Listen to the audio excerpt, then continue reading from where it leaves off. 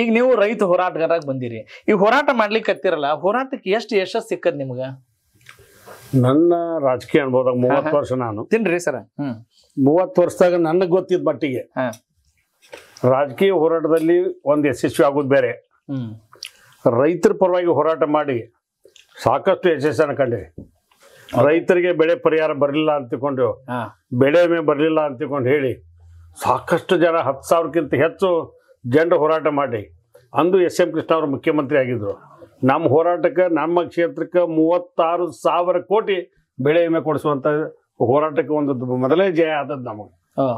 ಆಮೇಲೆ ಸನ್ಮಾನ್ಯ ಬಸವರಾಜ ಬೊಮ್ಮಾಯಿ ನೇತೃತ್ವದಲ್ಲಿ ಮಹದಾಯಿ ಕಳಸಾ ಬಂಡೂರಿ ಸಲುವಾಗಿ ಹೋರಾಟ ಮಾಡಿದ್ದಿರ್ಬೋದು, BB ಸೋಮಾಪುರ ವಕೀಲರ ನೇತೃತ್ವದಲ್ಲಿ ಹೋರಾಟ ಮಾಡಿದ್ದಿರ್ಬೋದು, ಹಿಂದೆ ನಂಜುಂಡಸ್ವಾಮಿ ಅವರು, ನಮ್ಮ ಬಾಬಾಗೌಡ ಪಾಟೀಲ್ರು ಅವರು ನಮ್ಮಲ್ಲಿ ಹೋರಾಟ ಮಾಡ್ತಕ್ಕಂಥ ಬಂದಂಥ ಸಂದರ್ಭದಲ್ಲಿ ನಾವು ಅವತ್ತ ಕಾಲೇಜ್ ಡೇದಲ್ಲಿ ಅವ್ರಿಗೆ ಬೆಂಬಲ ಕೊಟ್ಟಿದ್ದಿರ್ಬೋದು.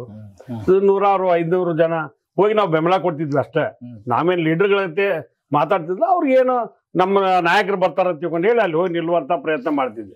ಅವರ ಹೋರಾಟದ ಕನಸು ನಾವು ಸ್ವಲ್ಪ ಮುಂದುವರ್ಸ್ಕೋತ ಬಂದಿವಿ. ನನಸು ಮಾಡಿರಿ ಅಂತೀರಿ?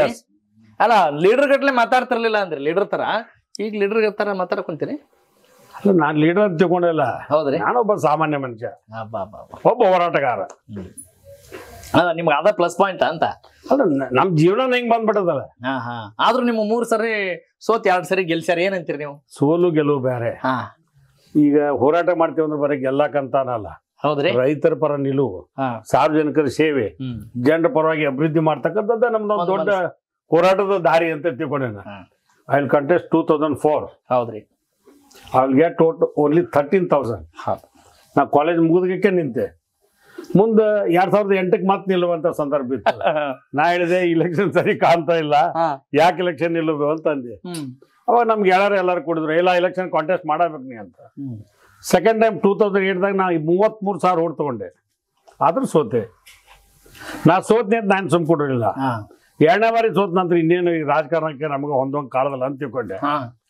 ಆದ್ರೆ ಯೋಗ ಕೂಡಿ ಬಂತು. ಮತ್ತೆ ನಾನು 2018ರಾಗ ಇಲೆಕ್ಷನ್ ನಿಂತೆ.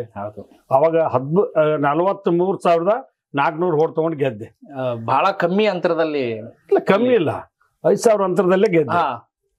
ಸಾರಿ, ಈ ಬಾರಿ ಮತ್ತೆ ನಾನು 4ನೇ ಬಾರಿ ಸೋತೆ. ಹೌದು. ಕನೆಕ್ಟ್ ಕರ್ನಾಟಕ, ಇದು ನಿಮ್ಮ ನೆಟ್ವರ್ಕ್.